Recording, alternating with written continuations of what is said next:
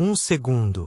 Em um segundo, um microchip emite um sinal que aciona um computador no qual, por sua vez, está contida informação vital e por meio do qual se realizam ações excepcionais. Um segundo, um átomo, que ninguém jamais nota ou deseja notar, mas sem o qual processos e consequências globais e de escala cósmica sequer existiriam. Um segundo. Quão importante ele é no mundo objetivo e no da percepção subjetiva humana? Um segundo, no contexto da percepção humana, é um olhar sobre algo. Eis que dou alguns exemplos desses segundos. Um olhar sobre o direito. A cada segundo ele pode ser subjetivamente distinto, mutável, mas ao mesmo tempo permanece sempre imóvel em sua objetividade. Objetivo, em razão do aspecto universal desta palavra. E então, o que é para mim o direito, neste exato instante e neste exato segundo?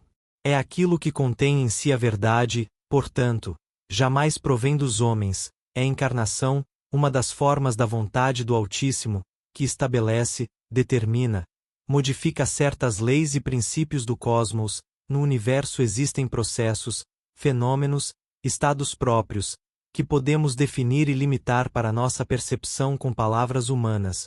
Sem dúvida, um deles, a nossa forma presente, conviria chamar de direito universal, se esta tende por toda parte aos limites. Desde o princípio, sendo da forma humana, é tolice discorrer sobre coisas globais e vastas, por isso é necessário prestar atenção ao que é subjetivo e, portanto, falso, secundário. Como, por exemplo, categorias como lei, moral, justiça, sendo produto do pensamento, da vontade e das emoções humanas, são em seu caos insano incapazes de se complementarem, de se explicarem mutuamente sem se contradizer. Eis como o Altíssimo difere do homem, ambos sendo criadores, abordam de forma tão diversa os princípios fundamentais, a base de suas criações. Num caso reina o caos, no outro, a harmonia. Ao permitir ao homem, sua criatura, criar, ele mesmo o fez semelhante a Deus, e este, percebendo em parte, usa isso não apenas contra seu Criador, mas contra si próprio, crendo, com vaidade e orgulho, que está acima de Deus, que foi ele quem criou Deus, e não o contrário. Forma humana. Miserable. Desprezable vest. Ela deseja viver no mundo das leis e da justiça, embora admita que a lei nem sempre corresponde à verdade e nem sempre é justa, e que a justiça nem sempre está revestida da forma legal.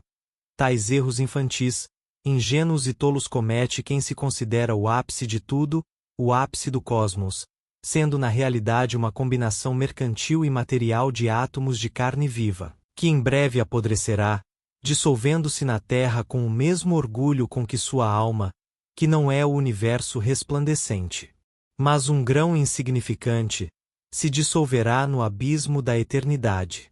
Nesse cosmos, no cosmos do Altíssimo, e não na percepção humana do cosmos, existe apenas uma lei. Aquela que tudo determina e predestina, que nada pode alterar, nenhum poder ou vontade. Olhem para o direito humano e suas leis, é imperfeito, pois contradiz a si mesmo. São criadas não para facilitar a vida desta forma, mas por capricho e interesse dos que se julgam acima de alguém. A verdadeira lei, a lei do universo, do Altíssimo, não se pode comprar nem distorcer. Ela existe independentemente do que está escrito nas leis humanas, códigos, decretos, a maioria dos quais é criada em nome do sistema e de sua manutenção. O direito do Estado não é o direito da verdade, pois muitas vezes, ou melhor, quase sempre, ele vai contra os dogmas do universo e do Altíssimo, cumprindo, assim, sua vontade. Não há verdade nele porque não pode contê-la. A liberdade, em qualquer de suas formas e manifestações, é sempre mais importante que a lei, pois a vida de um pássaro vale mais que armadilhas feitas à mão.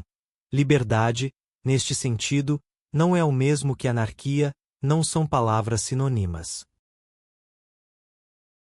Liberdade é a mais alta e consciente responsabilidade diante de Deus, do universo e de si mesmo. Tal como eu realizo processos alquímicos na metafísica, os governantes dos estados, usando retortas-leis, metais preciosos e comuns, realizam alquimia com a sociedade e dentro dela. Transformam-na e moldam-na não com um fim superior, mas em nome de sua riqueza e vida eterna. Para eles, direito e lei são papéis com selos. Para mim, são o movimento de uma brisa, o sopro de uma folha, aquilo que está selado e impresso no próprio código do universo. Um código entranhado na própria natureza da metafísica. É a lei do destino, que atua e se cumpre sempre, independentemente da compreensão e percepção humanas.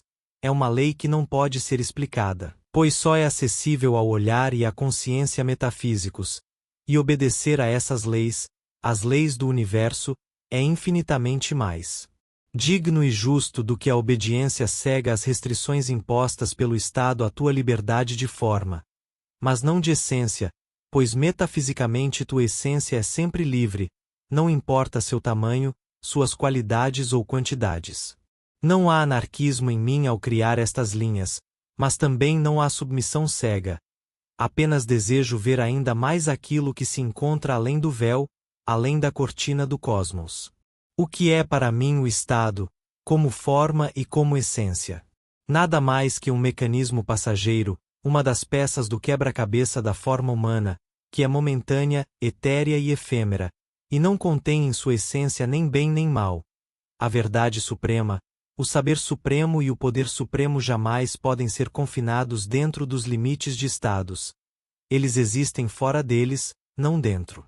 O Estado, forma que não possui natureza sagrada nem divina, é instrumento, mecanismo do mundo material, criado para sustentar sua vida. Sem dúvida, vida material conforme a percepção e entendimento humanos. Por vezes pode ser útil à forma humana e até praticar o bem. Mas na maioria das vezes essa carcaça é instrumento de violência, medo e engano. A forma humana não pode existir fora de organizações como o Estado, por mais temporários que sejam, sem eles os homens não sobrevivem. Todo Estado, de 2 dias ou 1000 anos, está fadado à ruína, pois todos são erguidos sobre os princípios do poder e da força, e não sobre as leis fundamentais do cosmos. É por isso que o código metafísico do universo se estrutura e realiza dessa maneira.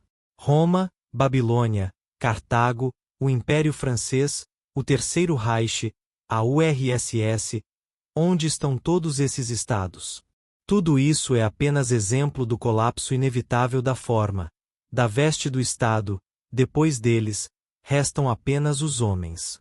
Então o que é o Estado, senão uma ilusão banal, desprovida de grandeza, de algo eterno, constante, elevado, sagrado e divino?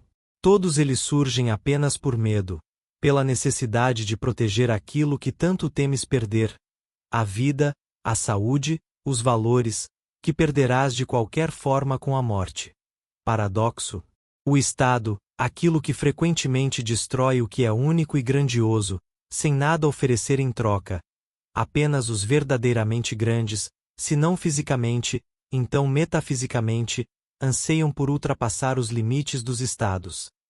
Essas algemas, restrições, essas prisões, nenhum estado odeia mais do que aqueles que pensam de maneira distinta, original e livre. Nesse estágio do desenvolvimento da forma humana, o estado ideal não é apenas impossível, mas inalcançável. Os homens, embora parecidos fisicamente, não são parecidos ou idênticos por dentro. Mesmo numa sociedade de mais altos valores não é possível tornar ideal aquilo que por si só é limitação e instrumento de restrição, expelindo no papel uma fixação formal e uma defesa dos direitos naturais.